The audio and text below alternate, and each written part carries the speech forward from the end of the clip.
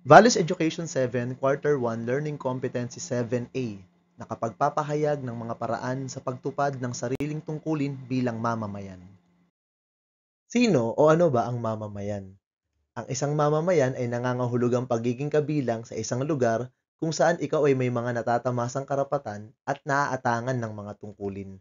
Bilang mga mamamayan, tayo ay konektado sa mga taong nakapaligid sa atin.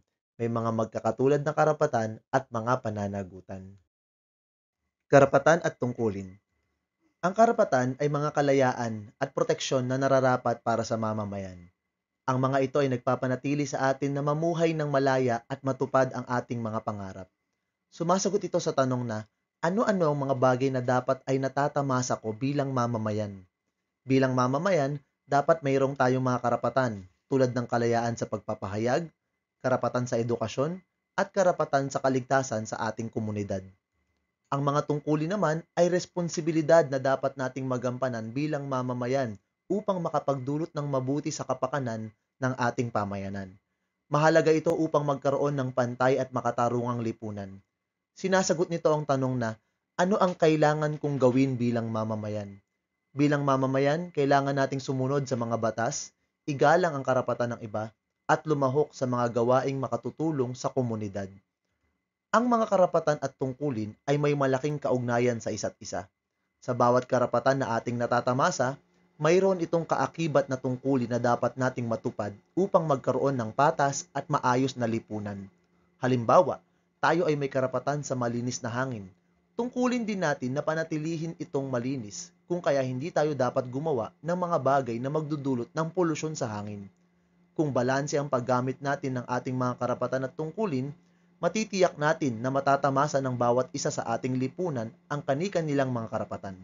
Sa aralin natin ngayon, itutuon natin ang ating pansin sa pagtupad ng sariling tungkulin bilang mamamayan. Ano-ano nga ba ang tungkulin ng isang mamamayang tulad mo?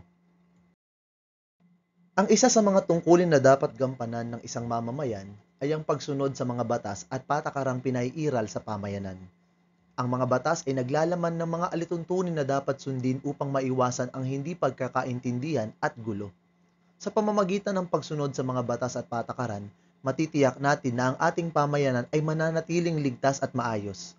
Kung susundin natin ang mga batas trapiko, mga batas tungkol sa pagbabawas ng ingay, at patakaran tungkol sa tamang pagtatapon ng basura, makatutulong tayong maiwasan ang mga aksidente at hindi pagkakaunawaan. Halimbawa, ang pagtawid sa pedestrian lane sa tamang oras ay makatutulong sa pagbabawas ng mga aksidente sa kalsada. Sa paaralan naman, ang pagsunod sa mga patakaran sa klase tulad ng pagiging tahimik sa panahon ng pagtuturo ng guro o tamang pagtatapon ng basura ay magpapanatili ng kaayusan at makatutulong sa lahat na mag-focus sa kanilang pag-aaral. Tungkulin din ng isang mamamayan ang pagtulong sa pamayanan. Ang pagtulong sa pamayanan ay nangangahulugang paglalaan ng iyong oras, yaman at effort upang mapabuti ang kalagayan ng ibang tao. Maaari itong magawa sa pamamagitan ng pakikilahok sa mga cleanup drive o pagdodonate ng pagkain at damit sa panahon ng kalamidad. Sa paaralan, maaari mo itong magawa sa pamamagitan ng pagtulong sa iyong kamag-aral na nahihirapan sa pag-aaral o pagdodonate ng iyong mga luma at maayos na kagamitan at uniforme sa mga kaeskwela na nangangailangan. Sa pamamagitan ng mga ganitong kilos, nakapagbibigay tayo ng tulong sa mga nangangailangan at nakapag-aambag tayo sa pag-angat ng kalagayan ng buhay ng mga tao sa ating pamayanang kinabibilangan. Ito man ay sa barangay o sa paaralan. Ang pakikilahok o pagsuporta sa mga programang inilulunsad ng pamahalaan ay tungkulin din ng isang mamamayan. Ang pakikilahok sa mga programa ng pamahalaan ay isang paraan upang ikaw ay makapag-ambag sa ikabubuti ng pamayanan. Ang mga proyektong inilulunsad ng pamahalaan tulad ng tree planting, cleanup drive, at pagdodonate sa mga biktima ng kalamidad ay hindi lang basta-basta makabubuti sa ating pamayanan, bagkus ay makatutulong din upang malutas ang mas malalaking suliranin sa lipunan tulad ng climate change at kahirapan.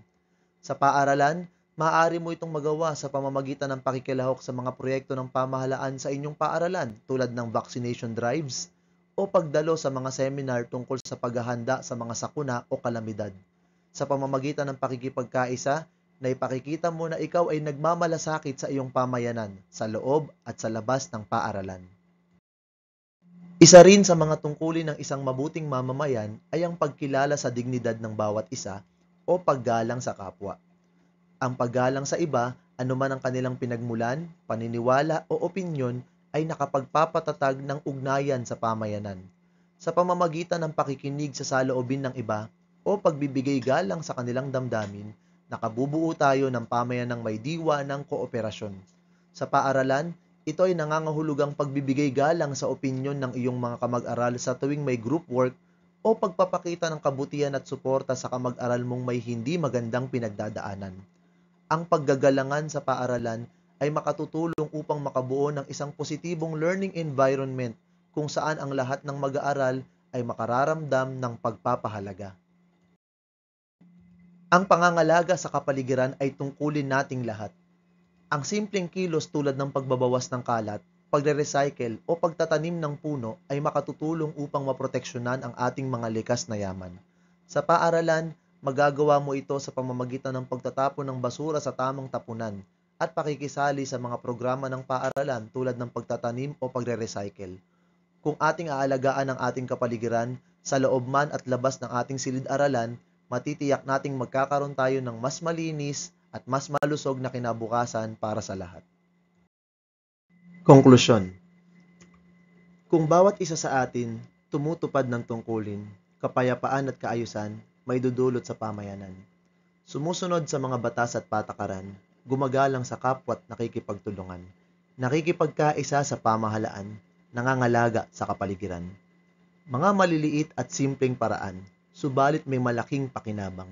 Kung tungkulin ay gagampanan, ating mga suliranin ay malulunasan. Kaya huwag ipagwalang bahala. Ikaw ay may magagawa. Kahit na sa edad ay bata pa, may maiaambag ka na. Ang pagiging responsableng mamamayan ay nangangahulugang pagtupad ng iyong mga tungkulin. Ito man ay pagsunod sa batas, pagtulong at paggalang sa iba, pangangalaga sa kalikasan o pakikiisa sa pamahalaan. Ang lahat ng ito ay nakapag-aambag sa kapayapaan, kaayusan at pag-unlad sa pamayanan. Ganito rin ang maibubunga sa paaralan kung ang lahat ay susunod sa mga patakaran, tutulong sa kamag-aral at mangangalaga sa kapaligiran. Sa paggawa ng maliliit at mapanagutang kilos sa paaralan, matututo tayong maging mabuting mamamayan at handa sa tunay na pakikipamuhay sa lipunan. Bawat kilos, maliit man o malaki, kung gagawing sama-sama at naayon sa tungkulin, makalilikha tayo ng mas mabuting pamayanan. Pagsasanay. Isulat ang T kung ang pangungusap ay wasto o M kung hindi wasto. 1. Ang pagsunod sa mga batas at patakaran ay makatutulong sa pagpapanatili ng kaayusan at kapayapaan sa pamayanan. 2.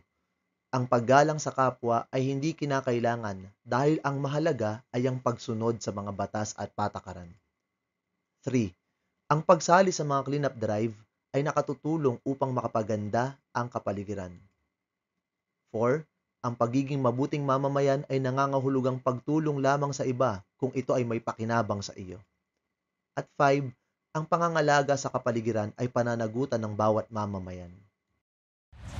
At dyan po nagtatapos ang ating aralin tungkol sa sariling tungkulin bilang mamamayan. Nawa ay may natutuhan kayo. Salamat po sa panonood at pakikinig. Paalam!